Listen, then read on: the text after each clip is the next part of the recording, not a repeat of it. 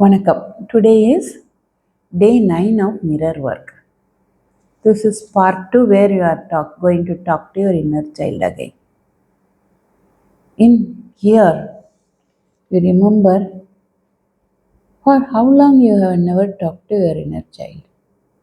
And of course, till I read this book, I never knew that there is an inner child that existed in myself, in my memory, and which is still feel unattended to, felt unwanted. Though my childhood was very nice, still some part of it I realize now was little hurt. I had a very lively childhood, grown with sisters, brothers, friends, had wonderful trips. Those days were very safe for children to travel anywhere. We used to go by a bus to Kadalur, old town. There we used to cross a small stream in a what is that? It's like a round thing, that boat. We used to cross that to reach the beach. We used to climb every time we visit. There is another family friend who lived in Kadodar old town.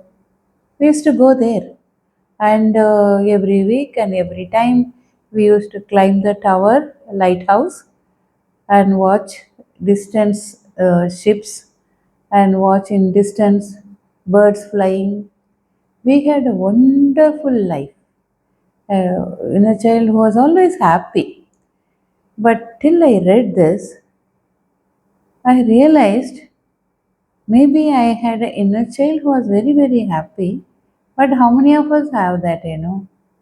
Not all of us have that. We are not blessed with such a lovely life. As a child, you may have been criticized, you may have been told you are not good enough. Talk to that inner child. But yesterday, I was thinking, I realized as I grew up, also I had a wonderful time. Till at a point in time in life where I have to face this condition where I was not accepted for who I am, where I have to face lot of criticism I never voiced. And yesterday I realized, yeah, it's not an inner child, it is a young adult who was feeling unapproved, and I didn't talk to that young adult. I spoke to that young adult yesterday. I felt lot of relief. In fact, Louis Hay says when you talk to the inner child, have a box of tissues. It's okay to cry. Even yesterday I remembered I cried.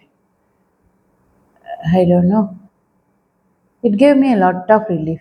I even forgave myself for neglecting my own self, that young adult who wanted little care and little love. I decided to give. Though I did this mirror work before, I never thought that I had an inner child. But yesterday, I did realize it gives lot of relief. Folks, do this inner child healing. It gives you a lot of relief. It gives you a lot of courage, and whatever it's nothing is lost. Your life is there. The remaining life you will have a real companion, a inner child or a young adult who has been healed, who will walk the way with you. So let me just say, talk to your inner child. Say, I have neglected you so far. Please, I love you now. I love my inner child. I am in charge of my life now. You don't have to be a scolding parent. Even now, not approving the inner child's way of things. Now you look into the mirror. You just say to the mirror, I care about you. I love you. I really love you. Or you can carry a hand mirror, and start talking in the hand mirror. It really does a lot of healing here. I am sorry I haven't talked to you over the years. I am sorry I scolded you for so long. I want to make up for all the time we lost. And I want to make up for all the time we spent apart from each other.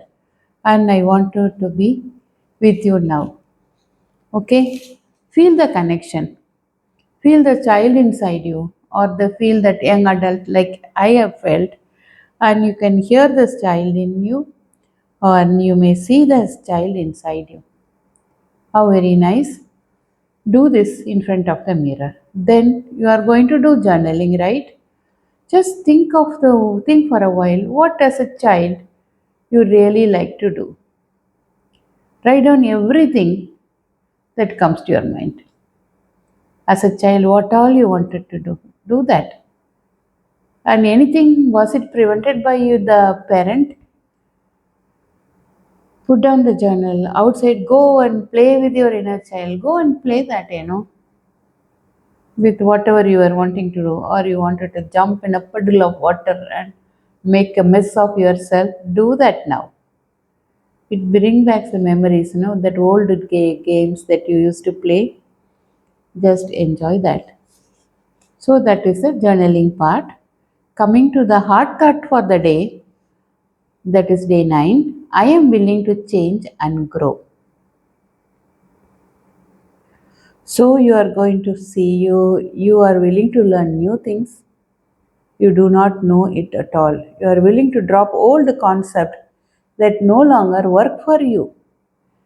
You are willing to see your behavior and say, I don't want to do anything that anymore. You want to learn and grow and change, and which is exciting. And you don't see the painful things within yourself anymore. Now you are going to do meditation. You have to love the inner child. You are loving the inner child. This is the meditation we are going to do on day 9. How are you going to love the child? You hold in your mind, you just hold the hand of your inner child. Tell, I am your future. Okay? And I have come to love you. Walk with the child. Bring the child to your present time. See, both of you are standing in front of the mirror and looking at each other lovingly. As you are standing there and become aware that there are so many parts of you that are missing. So now you go back in time even further to the very moment you were born. It's a wonderful meditation. I did it. I find it was very, really deep and touching. That though you were just born and somebody might have smacked you, then moment whatever you can remember in your from your first stage in your childhood, remember that. I remember, maybe I was like 2 year, I could remember that. I didn't remember before that, standing, falling, that one, and growing up I don't remember. 2 year onwards I remember. I remember the day I went to school. I remember the day I went to the convent.